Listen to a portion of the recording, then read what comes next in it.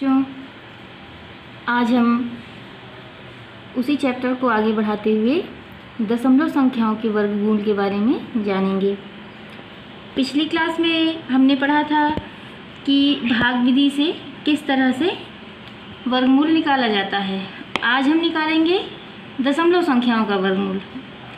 दशमलव संख्याएं दो तरह की संख्याएं होंगी।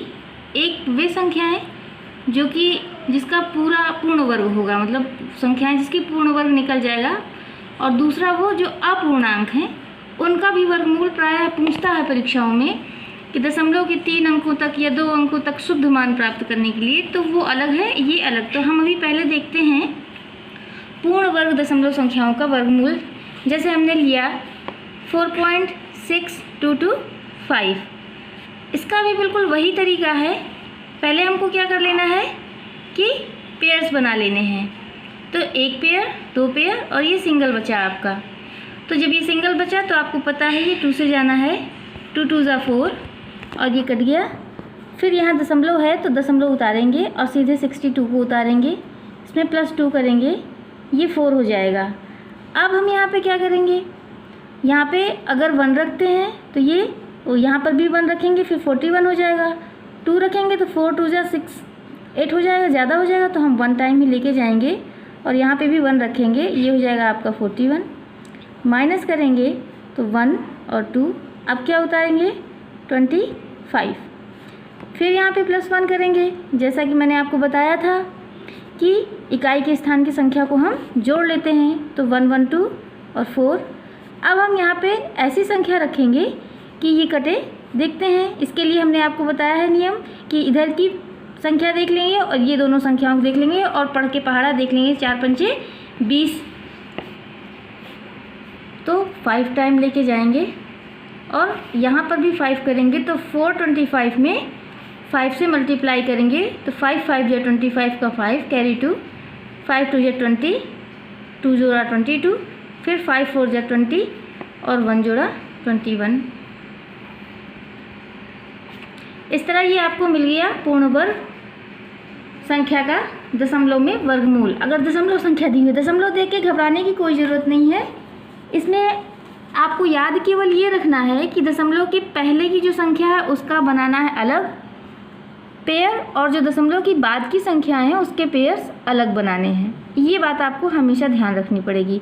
आप इसके साथ भी अगर चाहेंगे, मतलब ये ऐसे बनाते हुए चले जाएंगे, ये अगर इधर कोई संख्या होती तो ऐसे ही बनते चली जाती। अगर यहाँ कोई बचा होता तो ये हम साथ में ले सकते थे। अब हम कुछ प्रैक्टिस करेंगे, प्रैक्टिस सेट के क्वेश्चंस लगा लेते हैं। देखते हैं, जैसे पहला क्वेश्चन है 6 अंकों की बड़ी से बड़ी पूर्ण वर्ग संख्या आपको निकालनी है। तो 6 अंकों की सबसे बड़ी संख्या हमें क्या पता है, 6 टाइम 9 9 9 9 9 एंड 9 3 2 5 और 1 टाइम। अब सीधे सीधे हमको इसका पेयर बनाना है, 2 2 और 2। 99 है तो 9 9 जा 81, 10 करेंगे तो ज़्यादा हो जाएगा, तो 9 9 जा 81 करते हैं और माइनस कर देते हैं। माइनस करते हैं तो क्या आता है, 9 में से 1 गए 8 और यहाँ हो जाएगा 1, और यहाँ पे क्या आ जाएगा आपका 99। प्लस करेंगे 9, यहाँ क्या हो गया 18। मैंने बताया 18 का टेबल की बात, अगर 1 का टेबल लेते हैं तो ट्राई करके देखते हैं। यहाँ पे क्या करते हैं, यहाँ पे हम 9 टाइम ही लेके जाते हैं। पहले 9 9 जा 81, फिर 9 8 जा 72, 72 में हम 8 प्लस करेंगे तो हो जाएगा 80, 80 का हो जाएगा 0 कैरी 8, फिर 9 1 जा 9 और 8 प्लस करेंगे तो 17 हो जाएगा। माइनस कर देंगे 8 9 1 ख़त्म हो गया, प्लस करेंगे 9 9 9 18 और यहाँ हो जाएगा 9, ये हो जाएगा 1 और यहाँ पे आपका अगला वाला उतर आएगा। अब हम इसको क्या करेंगे, फिर देखते हैं कितनी बार जा सकता है। अगर 9 टाइम से जा सकता है तो 9 टाइम ही आप इसको लेके जाइए। ट्राई करके देखते हैं 9 टाइम में। मल्टीप्लाई करें, 81 का 1 कैरी 8 हो गया। फिर 9 8 जा 72, 72 में 0, फिर 8 हो जाएगा, प्लस करेंगे तो 0 आ जाएगा। 80 आने पर कैरी 8 हो गया फिर से। फिर 9 9 जा 81, 81 में फिर से 8 प्लस करेंगे 89 और 8 बचा। 9 1 जा 9, 9 और 8 17, माइनस कर देंगे 8 आ जाएगा। 9 18 में से 9 गया 9, यहाँ हो जाएगा 8, 8 में से 7 गया 1, माइनस हो गया। अब हम ये क्या देख रहे हैं कि हम जब इसको इतनी बार लेके गए तो ये हमारा बचा क्या है, जो शेष बचा हुआ है, जो ये 1998 बचा हुआ है।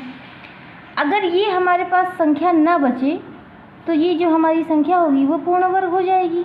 इसके लिए हम ये 6 अंकों की बड़ी संख्या से इस संख्या को घटा देंगे तो हमको 6 अंकों की ऐसी बड़ी से बड़ी संख्या मिल जाएगी जो कि पूर्ण वर्ग है, जो परफेक्ट स्क्वायर है। अब आप पूछ सकते हैं मुझसे कि इसको जोड़ क्यों नहीं दे मैम, तो आप इसको जोड़ेंगे इसलिए नहीं क्योंकि अगर आप इस संख्या को जोड़ देंगे तो ये 6 डिजिट से बड़ी संख्या हो जाएगी। तो हम इसमें से माइनस करके देखते हैं। तो माइनस करेंगे 999, माइनस कर देंगे 1998। अब आप माइनस करेंगे तो क्या आता है आपका, 9 में से 8 गया 1, 9 में से 9 गया 0, 9 में से 9 गया 0, फिर 9 में से 1 गया 8 और ये 9 और ये 9।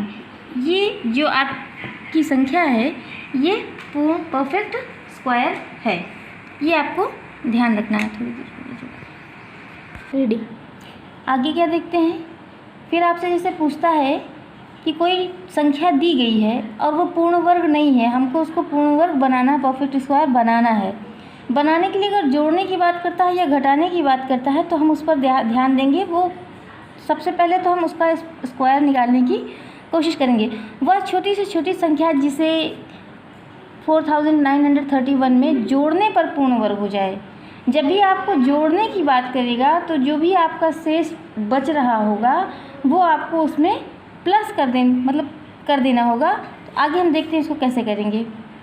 4931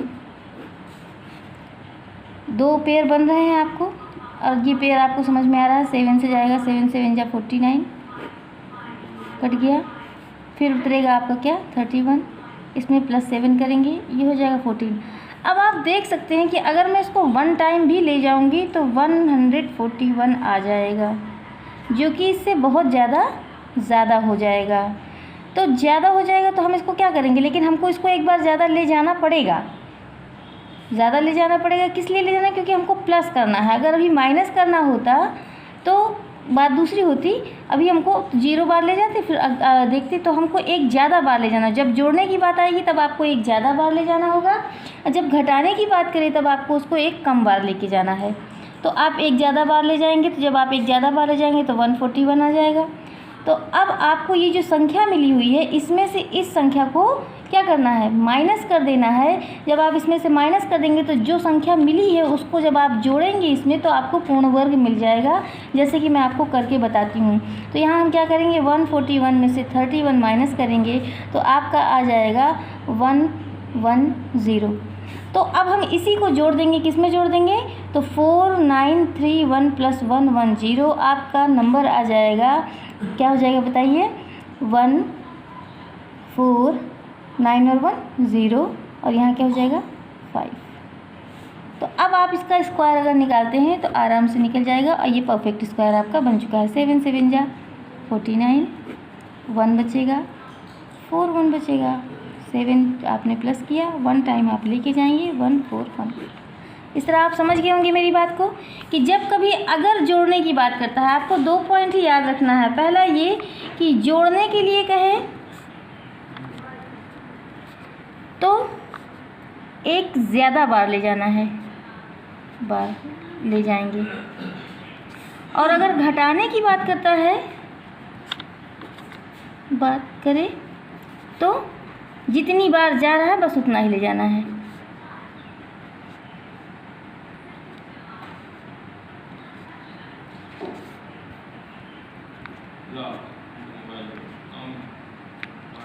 जैसे एक क्वेश्चन ना मैं घटाने वाले में से लेती हूँ। तो अगर जैसे कह रहा है नेक्स्ट क्वेश्चन कि 18265 रेडी 18265 में क्या घटाने पर पूर्ण वर्ग प्राप्त होगा। तो हमको फिर अब इसका निकालना है और नॉर्मल वे में जैसे हम भाग विधि से वर्गमूल निकालते हैं बिल्कुल उसी तरह निकालेंगे। पेयर बनाएंगे, 1 टाइम जाएगा, 86 उतारा हमने, यहाँ पे आप आ गया 2। हम अगला क्वेश्चन लेते हैं 18265 में क्या घटाएं जिससे कि संख्या पूर्ण वर्ग हो जाए। तो हम इसको निकालेंगे, 1 टाइम ले जाएंगे क्योंकि 1 बच रहा है यहाँ पे, ये गया आपका, बचेगा 82 के लिए फिर हम यहाँ पे देखेंगे तो 3 टाइम ले जाएंगे क्योंकि अगर 4 टाइम ले जाएंगे तो ज़्यादा हो जाएगा। 3 टाइम ले जाएंगे 69, माइनस करेंगे, यहाँ पर माइनस करेंगे तो क्या हो जाएगा 12 में से 9 गया 3 और यहाँ बच जाएगा आपका 1 और आपका ये उतरेगा 65। इसमें +3 करेंगे, 3 3 6 2।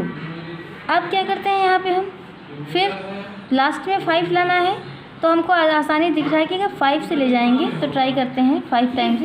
5 5 जा 25, 5 6 जा 30, 35 का ये आपका 2 प्लस होगा तो 30 में 2 आ जाएगा, फिर यहाँ हो जाएगा 5 2 जा 10 और ये हो जाएगा 3 प्लस करेंगे 13, माइनस कर देंगे 0 4। अब एकदम सिंपल सा दिख रहा है कि अगर हमारे पास ये 40 कम हो इस पूरी डिजिट से, क्योंकि यही ज़्यादा है हमारे पास, तो ये जो संख्या हो जाएगी वो 135 का पूर्ण वर्ग हो जाएगी। तो हम इसमें से घटा देंगे कितना 40, तो लिख देंगे आंसर में क्या अतः 40 घटाएंगे तो घटा देंगे 18265 माइनस 40, आपका आंसर आ जाएगा 5228। ये आपकी जो डिजिट है वो 135 का पूर्ण वर्ग होगी। ओके बच्चों, आगे हम कल देखेंगे घनमूल के बारे में, क्यूब रूट के बारे में। ये बिल्कुल ऐसा ही है, फ़र्क दोनों में ज़रा सा ही है बस कि आपका जो स्क्वायर रूट होता है वो प्लस या माइनस आप किसी भी संख्या में लिखते हैं वो सही है, क्योंकि स्क्वायर कर देने पे कोई भी संख्या जो है वो अगर माइनस की भी है तो वो भी प्लस में हो जाती है। लेकिन क्यूब रूट में ऐसा नहीं, इसके बारे में हम कल जानेंगे। Okay, good bye.